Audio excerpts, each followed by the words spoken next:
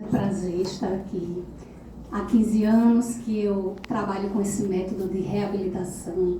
Nós somos a única UTI no mundo que utilizamos esse método como meio de recuperação neurológica diariamente. Então, cada congresso que eu vou, cada palestra que eu dou, é um passo para tentar mostrar ao Brasil e ao mundo esse método maravilhoso que há 15 anos eu só tenho alegrias e resultados com ele. E vocês vão ver que é muito simples e que o meu sonho seria que ele tivesse em todas as UTIs, porque é muito simples, muito prático e realmente de excelentes resultados.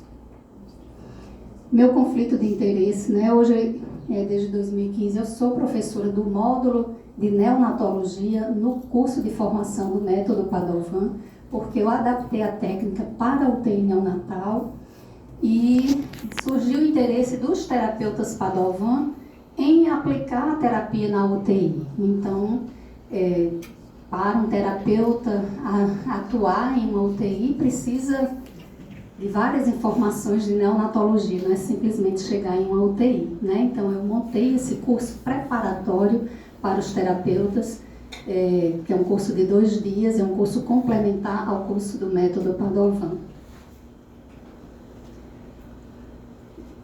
Nós, todos neonatologistas, né, lidamos no nosso dia a dia com esses impasses, esses bebês que demoram a receber alta, que ficam muito tempo internados por dificuldade em estabelecer uma coordenação da respiração, sucção, deglutição, dependência de oxigênio por várias patologias, peso insuficiente para alta e principalmente o atraso na sucção, que foi o início do meu trabalho com o método Padovan. Inclusive atraso de sucção não só por encefalopatia hipóxico-isquêmica, mas também laringomalácia, algumas síndromes genéticas, né? Então nós temos excelentes resultados com laringomalácias, com paralisia unilateral de cordas vocais. E nós não temos um protocolo de reabilitação neurológica em UTI neonatal.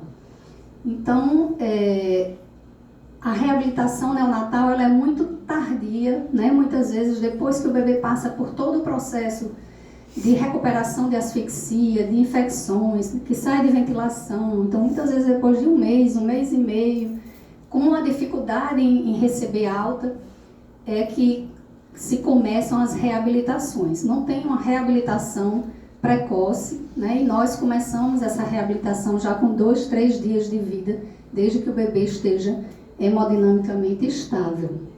E em 2021 saiu essa primeira recomendação brasileira de fisioterapia para estimulação sensório-motora de recém-nascidos e lactentes em unidade de terapia intensiva.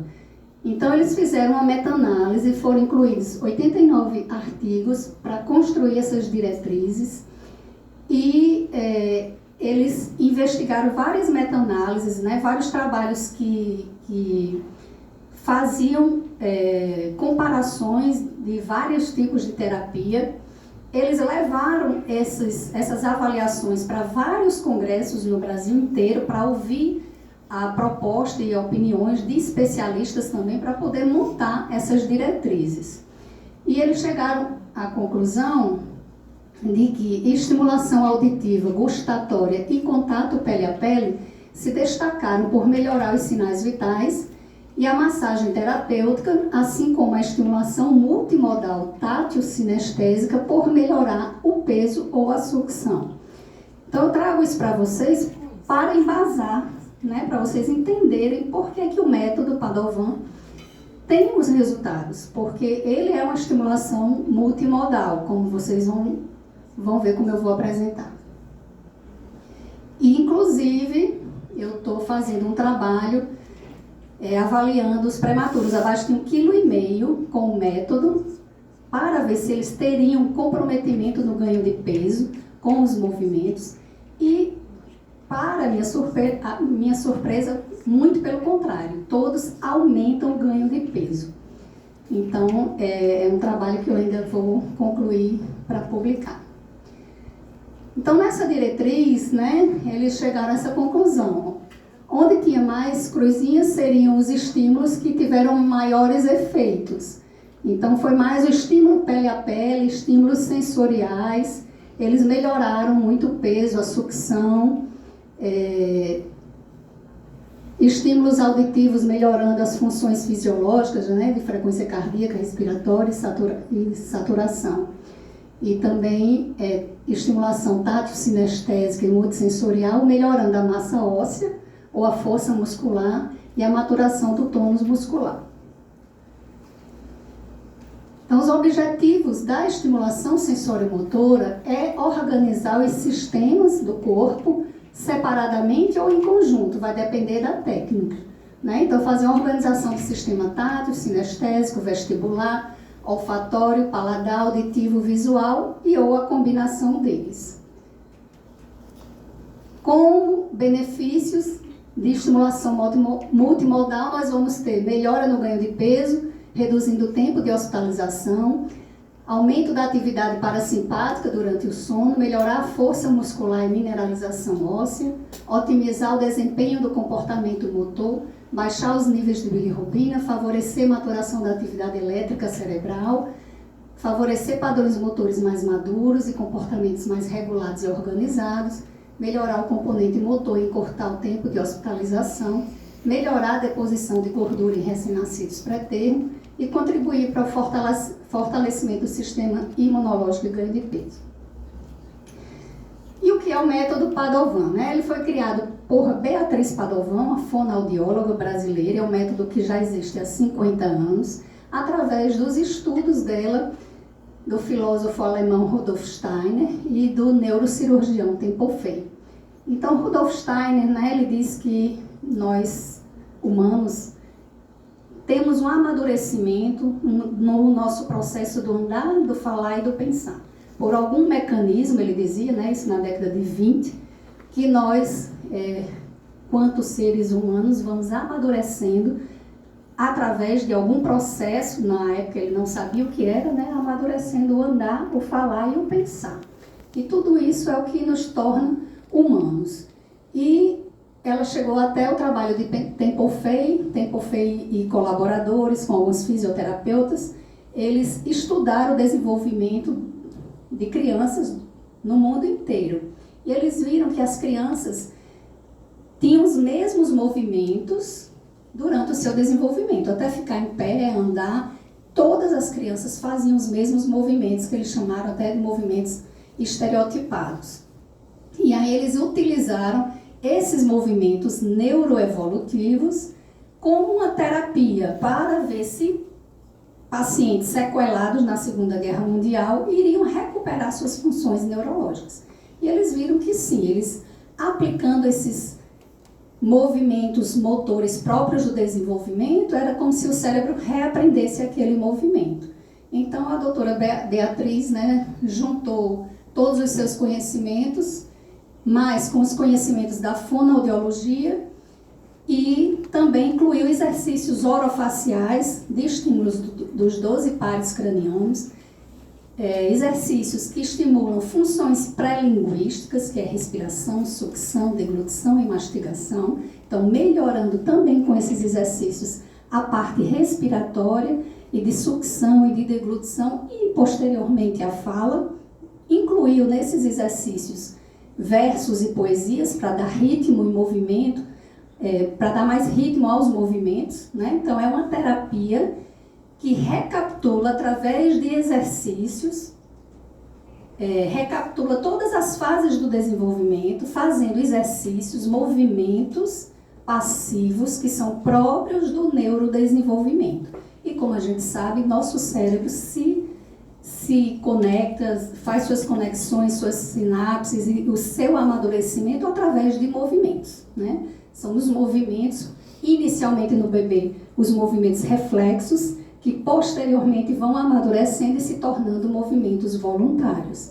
E se por algum motivo esse bebê está com uma sequela, lá em coma, e a gente chega e faz esses movimentos neuroevolutivos, consequentemente o cérebro vai receber esse estímulo e, como já é um movimento geneticamente programado, ele vai fazendo suas sinapses, suas conexões e aí todas as funções vão voltando.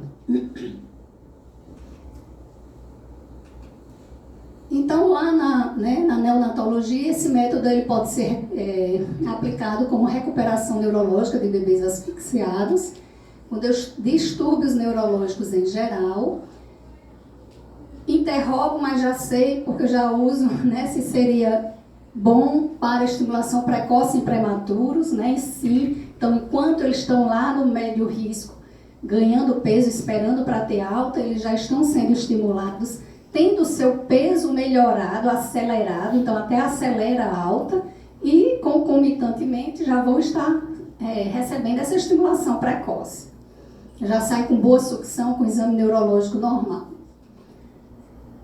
E seria uma estratégia de neuroproteção, né? Já que eu dando esses movimentos com 2, 3, 4 dias de vida, após uma hipotermia terapêutica, eu começar já a fazer essa recuperação neurológica, fazer esses estímulos, será que eu estaria estimulando essa neuroplasticidade? Então, através dos meus estudos, eu cheguei até o artigo do Dr. Gabriel Variani e entrei em contato com ele, acho que 2016, 2017, não lembro, faz tempo.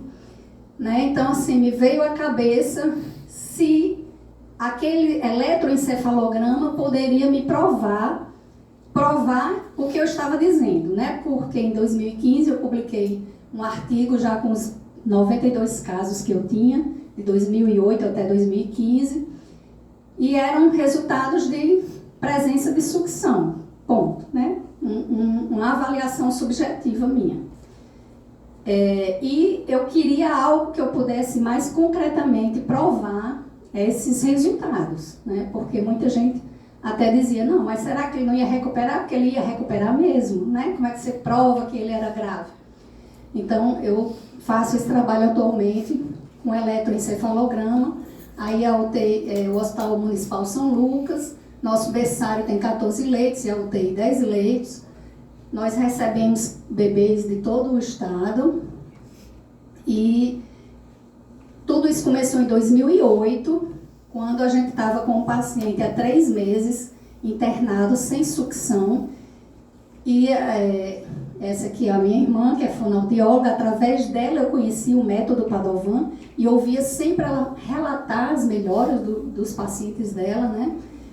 E na época, em 2008, a gente estava com esse bebê há 3 meses internado, sem sugar, sem conseguir ter alta, fazendo fono, físio. E eu perguntei, será que esse método que você usa aí seria bom, né, para esse bebê? Eu acredito que sim, porque eu consigo tirar a sonda de idoso, então, né, um recém-nascido, é provável que vá ter um bom efeito. Então, ela foi até Juazeiro, mostrou mais ou menos como seriam os exercícios para esse bebê. Nós filmamos, reproduzimos todo dia e em uma semana esse bebê sugou. Então a gente ficou, né, encantado, e outros casos apareceram e a gente aplicava de novo o método e dava resultado. E aí eu fui então fazer o curso de formação, levei uma fisioterapeuta, fomos até Natal, fizemos o curso de formação para poder começar a aplicar, né, de forma realmente séria, né, não só repetindo um vídeo que a gente tinha feito. E aí, em 2010, eu inscrevi os 10 primeiros casos de recuperação de sucção com o método nesse prêmio da Sanofi Aventis, e a gente recebeu o primeiro lugar no Brasil e fomos até São Paulo receber esse prêmio. Foi quando eu conheci a doutora Beatriz Padovan, e a partir daí os terapeutas Padovan ficaram conhecendo esse trabalho. Em 2015 eu publiquei os primeiros 92 casos. Aqui, assim, a idade do tempo de terapia variou desde 2 dias de vida até 102 dias. Por quê? No início a gente não sabia, não tinha nenhum dado. Os terapeutas Padovan não tinham experiência em UTI, então a gente não sabia se servia ou não servia, né? Ai, tá com laringomalácia, será que vai servir? Não vamos fazer? Vamos. Aí dava resultado. Né? Então, assim, tinha bebê que já estava mais de 1 mês internado, e aí a gente, né, hoje não mais, hoje a gente já começa imediatamente, 2, 3, 4 dias, né, porque a gente já tem esses resultados, a gente já sabe da eficácia. Mas no início teve essa variação muito grande assim, de tempo de início de vida, que iniciou a terapia muito discrepante, né? De 2 dias até 102 dias de vida. Mas de todos que concluíram a terapia, foi 100% de sucesso, né? Aqui foi 89% porque 7 pacientes foram a óbito, tiveram sepsis, tiveram alguma complicação no meio do caminho e foram a óbito. 2 eram problemas cirúrgicos, foram para a cirurgia, e 1 na época do artigo ainda estava em terapia, em tratamento. Mas os que conseguiram concluir a terapia, todos tiveram sucesso na sucção. Nenhum bebê de traqueostomia nem gastrostomia. Nesse número aí, né, a gente teve, a grande maioria eram bebês que tinham asfixia ou eram prematuros, mas a gente teve paralisia facial, desconfortos respiratórios, disfunção laríngea, por apneia. Então, prematurinho está fazendo apneia, a gente já começa a terapia, e eles já melhoram bastante. E outros problemas neurológicos. O tempo de efeito de terapia, né? 14% teve resposta com menos de 7 dias, 43% entre 7 dias e menos de 1 mês. Né? Então, assim, é muito rápida a resposta. E sempre eu venho publicando todos os casos que eu tenho, casos síndrome de Treacher-Collins, encurtamento de tendão por paralisia cerebral, criança que voltou a andar, síndrome alcoólica fetal, 2 casos, que eram pacientes bem irritados, sem sucção. Então, sempre fica um caso diferente, eu faço a publicação. Aí nós, então, o método Padovan e a Associação Francesa do Método Padovan compraram o aparelho de eletroencefalograma, então eu tenho lá o aparelho de eletroencefalograma e não faço hipotermia terapêutica, né, por todas as dificuldades que a gente acha que tem, mas agora vamos tentar começar, né? Então, aí eu ganhei esse aparelho para poder fazer esse trabalho, para fazer essa monitorização, esse registro cerebral dos bebês e comprovar que realmente eles estavam deprimidos, e faço depois. E também faço uma avaliação neurológica, eu uso o Hammersmith, né, que eu acho muito bom porque é uma escala fácil de aplicar. A gente vê tudo do bebê, postura, o tônus, reflexo de sucção, movimentos oculares, reflexos auditivos, choro, consolabilidade. Então, é uma escala muito ampla, né? A gente vê várias coisas do neurológico e ela tem uma pontuação. Então, era uma coisa mais concreta que eu queria, né? Mostrando a pontuação antes e a pontuação depois. A pontuação máxima dela é 35 e acima de 30,5 é uma pontuação normal. Então é só a gente observar o bebê, ver qual é a coluna que ele está e marca o xizinho. Aí depois tem uma folha que vai dar a pontuação, se é 0, meio ponto ou 1 ponto. Então esse paciente aqui, na primeira avaliação, ele tinha apenas 5 pontos. Depois 23,5 e depois ele foi para 29,5 pontos na alta. Aqui são os resultados que eu tenho, né, fazendo essa avaliação, então, com a avaliação neurológica Hammersmith, que é de Dubowitz, que a última atualização foi em 1997, e com o eletro. Então, aqui tem os bebês, os pesos, todos os bebês foram a termo, o ápega, o sarná nas primeiras 72 horas, e o sarná entre 72 horas até 7 dias, como estava o primeiro eletroencefalograma, né, a amplitude, o normal é a amplitude máxima acima de 10 e a amplitude mínima acima de 5, então tem que estar acima de 5 e acima de 10. E aqui o primeiro eletro antes das terapias e o último eletro após finalizar o tratamento. A primeira avaliação Hammersmith, e a avaliação na alta, né? Então, todos melhoraram a pontuação, todos melhoraram na amplitude do eletro. Aqui é só exemplificando um bebê 38 semanas, ápega 3,8, teve um período expulsivo prolongado, convulsão, chegou no hospital com 48 horas de vida, no estágio 3 de Sarná, início da terapia com 72 horas. E ficou no estágio 1 de Sarná com 8 dias de vida. Aqui o eletro dele, a amplitude mínima menor que 5 e a amplitude máxima estava acima de 10, inclusive até passando de 25, né? E aqui já depois, ainda tinha alguns momentos que a amplitude era menor que 5, mas vocês veem que aqui é um traçado bem contínuo, não estava amadurecido, e aqui esse traçado assim, sinusoidal indica os ciclos sono e vigília, que é uma indicação de maturidade neurológica. E agora eu vou passar um vídeo para vocês mostrando resumidamente como é a terapia, como é esse estímulo. Esse bebê de 39 semanas, ápiga 6-7, teve convulsão, tinha hematoma subgaleal. Aí é mostrando, só pausa só um pouquinho, só para não... Teve hemorragia, né, substância branca periventricular e subcortical, hemorragia retiniana. O início da terapia, ele nasceu dia 4 e a terapia começou dia 8, com 4 dias de vida. E do dia 8 para o dia 12 ele já começou a esboçar choro e no dia 16 já esboçar a sucção, com 8 dias de terapia já esboçando a sucção. Pode passar. Aí é só mostrando, né, que não tinha os reflexos, reflexo cutâneo plantar em extensão, preensão plantar, que ele não tinha. A gente faz a terapia em bebê entubado, em bebê no CPAP, né, vai de acordo com a possibilidade do paciente. Aí é um dos primeiros exercícios, que é o motor de perna 1, que estimula a cadeia lingual, que é uma cadeia muscular que começa no hálux e termina na boca. Aí tem alguns movimentos de padronização homolateral, que são posturas normais que nós ficamos. Tem estimulação visual, o fotomotor, a gente faz fotomotor, que aí também eu estou mexendo com o parasimpático, né? Faz movimentos com a lanterna também, para começar a seguir o olhar.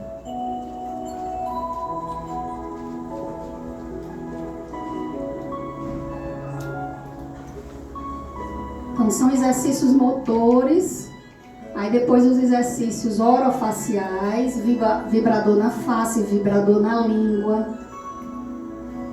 Então, estou estimulando papilas gustativas também, estou estimulando todos os pares cranianos. Tem esse exercício do elástico na língua, que é muito bom. Vocês vão ver que o bebê, após o estímulo, ele faz um movimento como se estivesse mastigando e engolindo. Então é um bebê que a gente não vai esperar, ele está aí em coma, semicomatoso, mas a gente já começa a fazer os estímulos.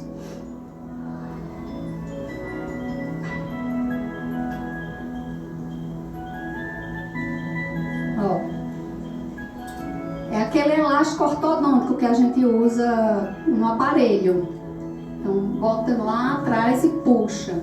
Aí tem a sucção passiva, que a gente faz esse movimento de sucção, como se estivesse estimulando a sucção, né?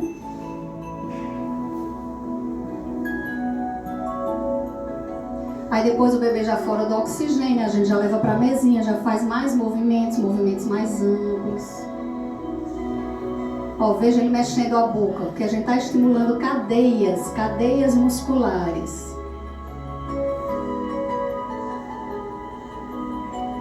Mesmo assim ainda aí a padronização em decúbito ventral, né? Então a gente faz em decúbito dorsal quando ele está na ventilação, no CPAP. Então são posturas normais que no decorrer do nosso desenvolvimento a gente vai fazendo. Para um lado que a gente vira a cabeça, do mesmo lado a gente flexiona os braços e as pernas. Então são posturas padrões do desenvolvimento, que o cérebro vai reconhecer como próprio do desenvolvimento e vai começar a fazer as conexões. O meio rolar, estou estimulando sistema tátil, vestibular, propriocepção. Aí tem movimentos das mãos, exercícios das mãos. E a mão, a gente sabe que tem uma representação cortical muito grande, né? No homúnculo de Penfield, ele é bem grande, então dá um bom estímulo, aí mostrando que o bebê ainda estava bem hipotônico. E aí já na alta, o bebê bem esperto, ativo, com tônus melhorado, com os reflexos presentes. Choro forte, olhar vivo.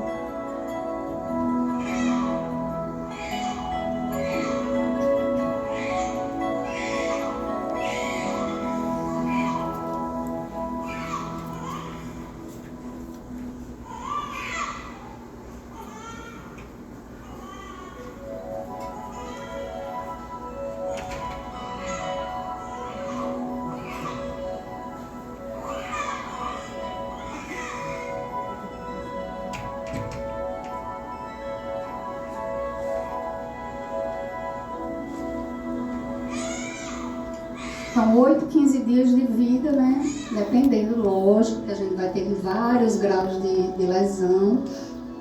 Tem bebês que passam mais de mês fazendo a terapia.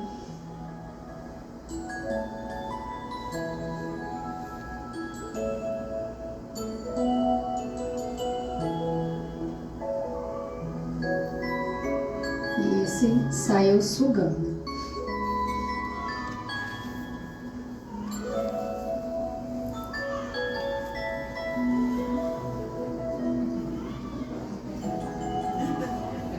Ainda olha para a câmera, né?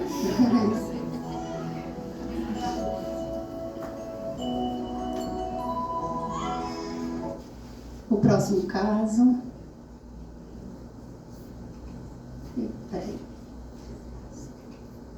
Aí só para vocês verem, né? Olha a tomografia desse próximo caso que eu vou mostrar. Então, bastante lesões, né? Lesão e hipodência extensa em áreas corticais e substância branca, região frontal, temporal e parietais. Pode clicar. Então, o quarto dia de vida foi o primeiro dia da terapia. Ele estava em CPAP, depois até ele piorou, foi entubado, mas a gente continuou.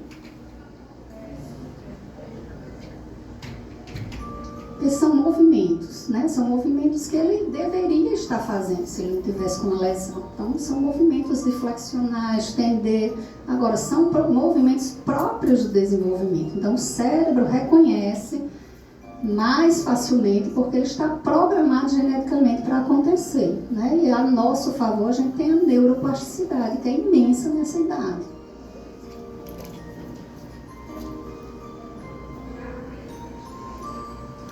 Aqui ele já tinha piorado, tinha sido entubado, mas já começando alguns movimentos espontâneos, que ele era totalmente largado.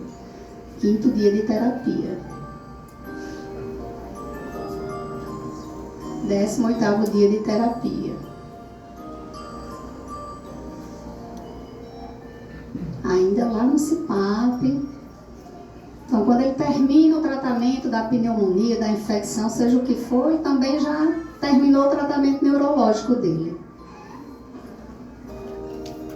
21 dias de terapia, já com sucção, ainda no halo, mas já apresentando sucção.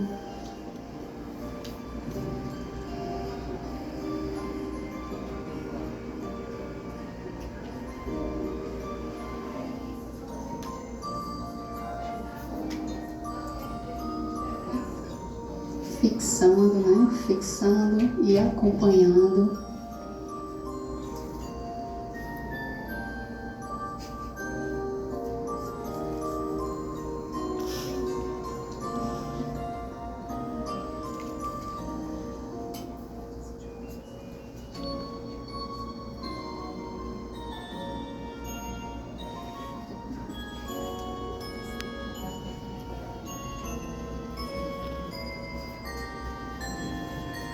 E mamando, né?